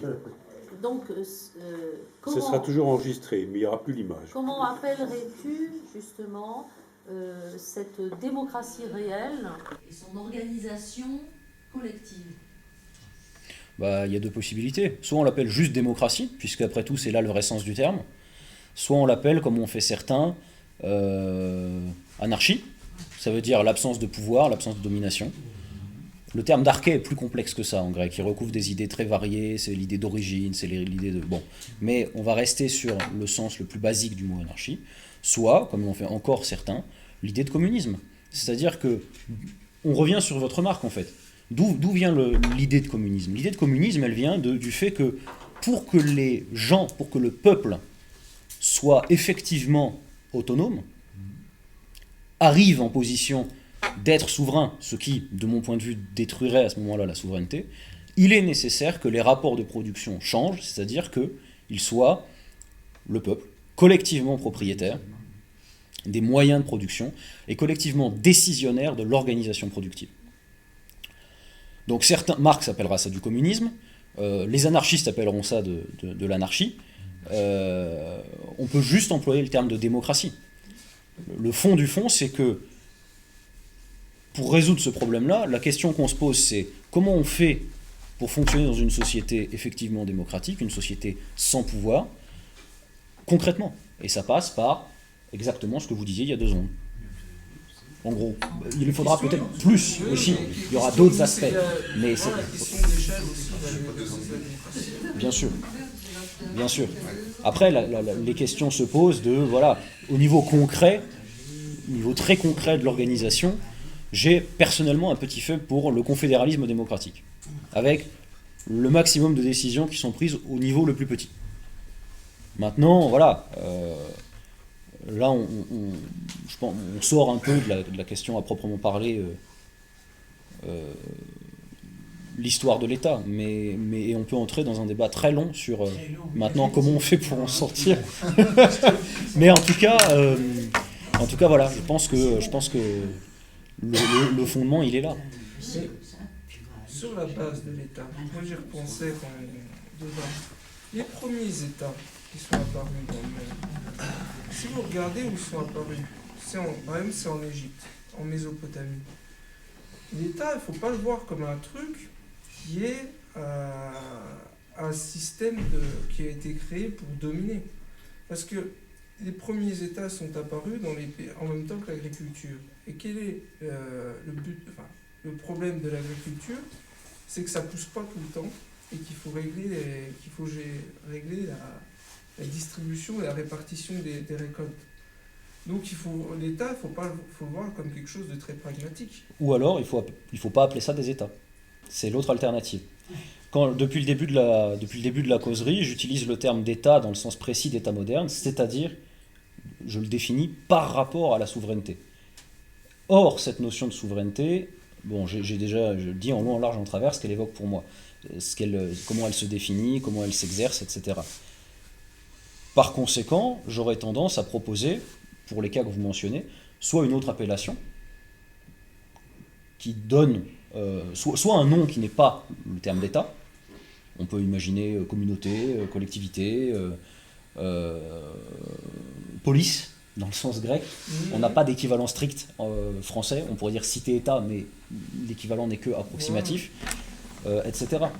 Mais je pense qu'il n'est pas forcément nécessaire d'appeler ça des États, au sens où c'est pas parce qu'il est, de mon point de vue, c'est pas parce qu'il y a des institutions, c'est pas parce qu'il y a une gestion collective de certains biens, etc., que nécessairement il y a un État.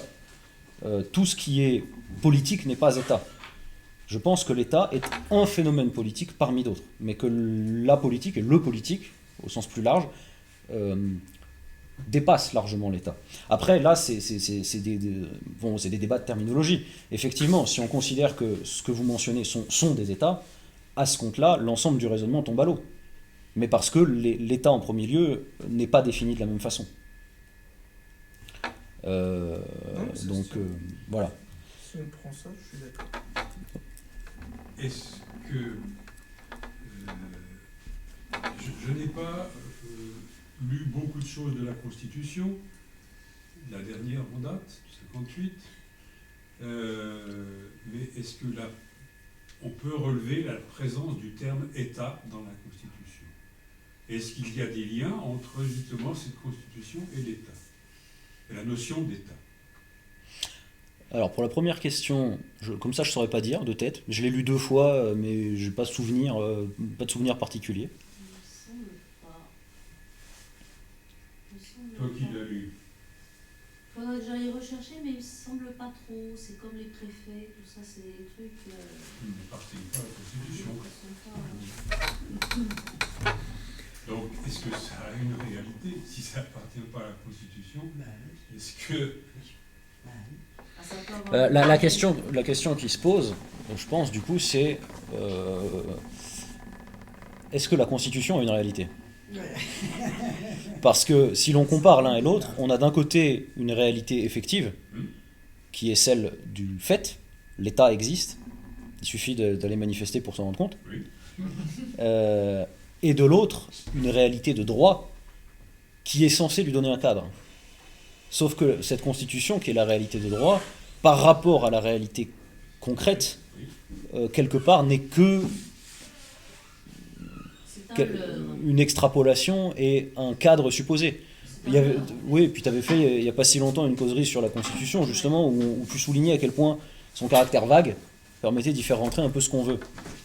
Théoriquement, la Constitution est censée être ce qui borne, ce qui fixe les institutions et ce qui borne l'État. Ça pourrait être la garantie même qu'il n'existe pas d'État, en théorie, puisque c'est censé être ce qui fixe le cadre des institutions. Enfin, en première définition, je la définirais comme ça. Après, on peut peut-être approfondir le truc, mais bon, pour commencer, quoi. Donc on pourrait imaginer une constitution pour une communauté politique qui ne serait pas un État, a priori. Même si, pour le moment, le fait est que l'État, il est bien réel, que le bon triptyque impôt, administration, armée, on va bien finir par le connaître et ne connaître que lui, si ça continue comme ça. Mais bon, voilà. Je ne sais pas si j'ai répondu, mais je ne suis pas sûr de pouvoir répondre, en fait. Au-delà de ça. La Constitution, c'était pour donner justement des bornes à l'État et des garanties, quoi. C'est sa fonction théorique. Est-ce qu'elle le fait? Une logique d'action d'État et une logique théorique, la Constitution. La Constitution, on peut y mettre ce qu'on veut dans une Constitution, c'est-à-dire que chaque peuple peut y mettre ce qu'il veut. On peut très bien avoir une Constitution qui est surtout un socle moral, on peut très bien avoir ça. Ou alors avoir une Constitution qui est essentiellement, effectivement, basée sur le fonctionnement des institutions. Donc il n'y a pas de règle. C'est normalement ceux qui écrivent la Constitution qui fixent quel est le contenu de cette Constitution. Dans la nôtre, il y a une partie, on va dire, morale. Il fixe le rôle qu'elle doit avoir vis-à-vis de l'État ou je réfléchis comme ça. Non, c'est un peu naïvement. Dans la nôtre de Constitution, il y a la partie morale, on va dire, et censée être la partie morale avec les valeurs autour desquelles la nation, justement, peut se réunir. Et puis après, il y a la question, il y a tous les articles organisationnels, c'est-à-dire qui fixent comment va fonctionner effectivement l'institution, enfin, les institutions et l'État. Cela dit, Mais toutes les constitutions ne sont pas comme ça. Donc il y a quand même un lien à faire, quoi. C'est pas l'un et l'autre qui sont l'un à côté de l'autre. Et puis qu'il y a la constitution il des... peut absolument y avoir un lien à faire. Cela dit, il y a un lien, quand même j'ai bien compris. Oui. Cela dit, il y a quand même un rôle important, symbolique et théorique de la Constitution. L'existence même d'une Constitution souligne, au moins dans l'idée, la prééminence du droit. C'est-à-dire que les institutions et l'exercice du pouvoir d'une manière générale, censément, se fait conformément à l'idée du droit. Et c'est le rôle de la Constitution, symboliquement. Donc elle a au moins cette mission symbolique. Après, est-ce qu'elle le fait bien, c'est un autre débat. Mais ce qui nous ramène à ce que vous disiez tout à l'heure sur justement la prééminence du droit par rapport au pouvoir stricto sensu. Et ça, c'est quelque chose qui,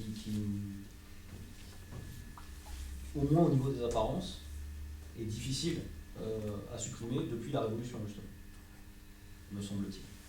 Le monsieur qui voulait parler. Je voulais rebondir juste par rapport au principe de l'état de droit, que même s'il y a des règles qui sont fixées par la Constitution qui constituent, on va dire, la norme la plus supérieure dans la pyramide juridique, il peut y avoir des acteurs comme le président de la République qui peut agir en dehors de la Constitution et ne pas être poursuivi et donc déroger au principe de l'état de droit lui-même, alors que c'est la Constitution lui-même qui lui donne les Le droit pouvoirs. de ça, c'est ça. Et par exemple, le général de Gaulle n'avait pas le droit de changer la constitution de la 4ème République, il a fait par voie de référendum alors que ça ne lui autorisait pas. C'était uniquement législatif, donc ça avait valeur de loi et pas de constitution. Donc à ce moment-là, il y avait un coup de force, ça a été un petit peu dissimulé, etc. par les médias de l'époque. En théorie, la 5ème République naît de manière inconstitutionnelle, en gros. Donc la constitution peut avoir de la valeur, elle nomme des principes, etc. Mais parfois les acteurs politiques eux-mêmes, qui ont leur pouvoir par la constitution et par l'élection, peuvent déroger à la dite constitution. Donc elle n'est pas immuable totalement. Mais en général, il y a un certain respect. Pas vu, pas pris, quoi. Sachant que la notion même d'état de droit peut être réduite. Il y avait l'autre monsieur. Elle peut être antidémocratique. L'état de droit peut être antidémocratique. Oui, Complètement. certes. Monsieur, là, vous voulez dire quelque chose? Oui, je voulais vous poser deux questions. Je suis une décrire parce que je n'ai pas tout suivi, y compris vous êtes allé assez vite quand même, notamment à la fin. C'est vrai, à la fin vous êtes allé très vite alors que sur l'histoire c'était plus long, etc. Alors, ce que j'ai compris, deux choses. Alors d'abord, j'ai compris que vous avez des réserves, j'ai pu comprendre que vous avez quelques réserves sur l'État, le fonctionnement de l'État, notamment en disant qu'il ne pouvait être ni républicain ni démocratique, ce que j'ai noté en tout cas. Donc est-ce que vous l'avez expliqué rapidement pourquoi, mais bon, je pense que c'est bien d'en discuter, parce que moi ça ne me paraît pas si clair que ça. Alors ça c'est la première question. Est-ce qu'on peut revenir sur les réserves de l'État par rapport à des sujets que vous estimez, semble-t-il, importants, parce que apparemment République et démocratie, ça vous semble par contre important. Donc voilà, si vous pouvez un peu nous expliquer tout ça. Et deuxième chose, admettons qu'il y a effectivement l'État, on voit bien, n'est pas parfait, et il faut avoir des réserves dessus. Comment fait-on peut-il y avoir aujourd'hui dans l'organisation du monde, alors de notre État, mais de tous les États, et l'organisation du monde en général, qui est régie par les États, à ma connaissance quasiment, enfin je ne sais pas, je pense que toute la planète monde sur laquelle on vit est régie aujourd'hui par des États qui se sont constitués au fil du temps, effectivement, ces derniers siècles, et qu'il y a une instance qui réunit un peu tout le monde, ou quasiment tout le monde, c'est les Nations Unies, on ne dit pas États-Unis, on dit Nations Unies, alors peut-être que là on peut revenir sur ce mot nation, État, etc., mais enfin en tout cas, cette structure prend acte du fait de l'existence de tous ces États partout, et que, quelque part, c'est ça qui dirige les individus. Les individus sont dirigés, sont dans des États, ils font partie d'un État, ils sont dirigés par ça, et entre les États, il y a une frontière, tac, tac, tac, on fera des fameux territoires, Et puis, et fin de l'histoire, on n'en parle plus. Donc aujourd'hui, moi, il me semble qu'aujourd'hui, la question de l'État n'est même pas possible. Enfin, la discussion sur la notion d'État n'est même pas possible, du point de vue de l'organisation du monde. Alors, est-ce que je me trompe ou pas? Ou est-ce que, si c'est possible, quelle pourrait être la voie pour sortir de cet état de fait, petit État? Alors, deux excellentes questions. Déjà, je vais essayer de répondre un petit peu dans la mesure de mes moyens, puis ensuite il faudra que j'y aille.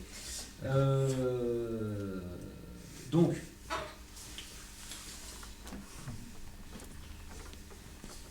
sans poser le caractère moralement bon ou mauvais, ni de l'État, ni de la démocratie, ni de la République. Effectivement, j'ai des affinités personnelles, mais je ne vais pas en faire le détail, parce que ce serait extrêmement long, il faudrait repasser par le droit naturel, etc. On n'en est pas sorti. Donc sans poser leur dimension, sans évoquer leur dimension morale, est-ce que c'est bien ou est-ce que c'est pas bien. Il existe entre l'État moderne tel que j'ai essayé de le définir pour mon propos, c'est-à-dire comme étant structuré essentiellement autour de la souveraineté et de l'exercice de la souveraineté, et la République d'une part, la démocratie de l'autre, la République prise dans son sens étymologique, donc évidemment si vous changez de définition, vous changez le résultat, il existe une incompatibilité logique entre les deux pour des raisons de définition. Parce que d'un côté, l'État moderne, dans le cadre de mon propos, j'ai essayé de le définir et d'établir sa définition comme étant, je le disais, l'exercice de la souveraineté. Cette souveraineté, à son tour, elle a des caractéristiques intrinsèques qui sont son caractère absolu d'une part et son caractère indivisible de l'autre. La souveraineté, c'est le pouvoir de commander, on pourrait dire, pour faire très simple et la formuler dans quelque chose qui ne la recouvre même pas complètement. La République, je suis parti de l'étymologie pour essayer d'en donner une définition propre, plutôt que de la définir comme étant une forme de gouvernement ou une forme d'État. J'ai préféré poser la notion de République à partir du latin. On a vu que, effectivement, Platon parle de la République, il la conçoit comme une institution, enfin comme une organisation sociale aristocratique, lui. Mais laissons de côté Platon pour le moment. Notre terme, d'ailleurs, je ne sais plus quel est le terme grec, ce serait peut-être intéressant de l'examiner. Notre terme République, il vient du latin res publica, ça veut dire la chose publique. Et public, ça a la même étymologie que peuple, en fait. Ça vient de populus. Donc, si on la définit étymologiquement, si on prend la définition du Larousse, on va trouver forme de gouvernement. On trouvera même probablement forme de gouvernement d'un État républicain, voire républicain. À ce moment-là, l'incompatibilité disparaît. Mais si l'on pose d'un côté l'État comme étant l'exercice de la souveraineté absolue et indivisible, et de l'autre la République comme étant la chose qui appartient au peuple, et la démocratie comme étant, là encore étymologiquement, le pouvoir au peuple, il existe une contradiction entre l'exercice, entre l'existence politique et l'exercice du pouvoir, entre guillemets, politique, par le peuple, et le caractère indivisible de la souveraineté. Mais pourquoi? Parce que pourquoi parce que l'absolu, ce qu'on nous dit, maintenant on nous raconte peut-être, c'est que, mais ici, mais un peu partout, on peut se la parce que la plupart des pays sont régis par des républiques, que ce soit des républiques comme les nôtres, ou que ce soit des républiques qui sont carrément des dictatures, mais elles s'appellent quand même républiques islamistes. Bien sûr. Mais, donc la question c'est, pourquoi ne peut-il pas y avoir d'absolu et le peuple, comment dire, l'absolu que l'on nous dit qui existe et l'indivisible, c'est le peuple. On nous dit le peuple est indivisible, enfin c'est le peuple qui est indivisible, et l'absolu, c'est la souveraineté du peuple. C'est pour ça que je ne comprends pas très bien ce que vous dites. L'exercice de la souveraineté par le peuple nécessiterait sa division entre tous les membres du peuple, parce que le peuple, ça n'existe pas. Le peuple, c'est des gens, c'est des vrais gens, et ce sont des vrais gens qui exercent le pouvoir à un moment donné. Donc, une fois sorti du champ purement spéculatif, où on peut considérer le peuple comme un tout indivisible qui exercerait directement la souveraineté, une fois qu'on s'intéresse à la question concrète, en fait, pour que la souveraineté soit dans le peuple, il est nécessaire de la diviser entre tous les membres du dit peuple. Or, son caractère indivisible d'origine fait qu'elle ne peut être en réalité détenue que par un individu ou à la limite un petit groupe d'individus qui peuvent partager, puisque c'est toujours plus facile quand vous êtes peu nombreux, qui peuvent partager, si vous voulez, quelque chose comme, disons, une ligne politique, pour faire simple. Dans ce contexte-là, le caractère indivisible de la souveraineté entre en contradiction avec la réalité de ce qu'est le peuple. C'est-à-dire que, vu qu'elle est par définition indivisible, si vous la conférez au peuple, vous la divisez entre les membres de ce peuple, et donc elle se dissout. Ça ne veut pas dire que c'est une mauvaise chose, ni une bonne. Simplement, la souveraineté, à partir du moment où elle retourne dans le peuple, où elle cesse d'en émaner, mais qu'elle est dans lui, elle est dissoute parce qu'elle est répartie entre tous les membres du peuple. Donc si vous voulez, le peuple reste collectivement souverain. Mais ça, c'est une fiction intellectuelle, en fait. Puisque concrètement, cette souveraineté cesse d'exister à partir du moment où elle appartient à tout le monde, elle est répartie entre tout le monde. Et la dissolution de cette souveraineté entraîne aussi, par voie d'extension, la dissolution de l'État qui en est l'exercice. Ça ne veut pas dire qu'il n'y a rien après. Ça ne veut pas dire non plus qu'il y a une grande assemblée de 60 millions de personnes qui débattent joyeusement.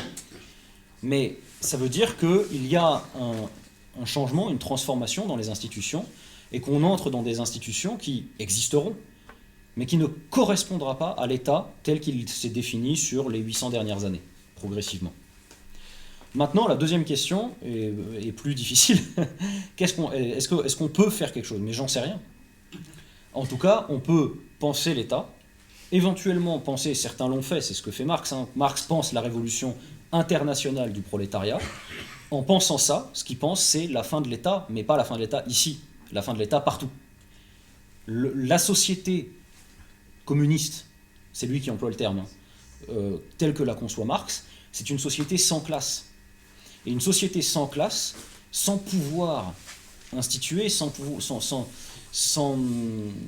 commandement, sans domination, c'est une société qui est parfaitement démocratique d'un côté, mais qui est aussi dénuée d'État, tel que l'histoire a formé l'État.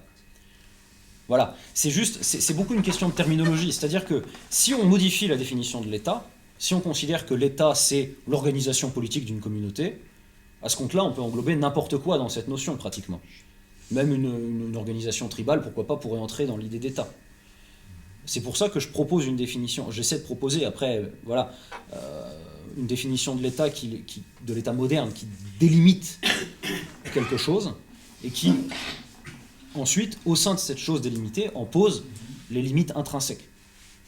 Ces limites intrinsèques étant que c'est cette contradiction, en fait, avec l'exercice direct de la souveraineté, entre guillemets, du pouvoir d'une façon plus générale, par le peuple. Voilà. Je suis désolé, je vais devoir vous laisser, il se fait tard déjà. Ouais.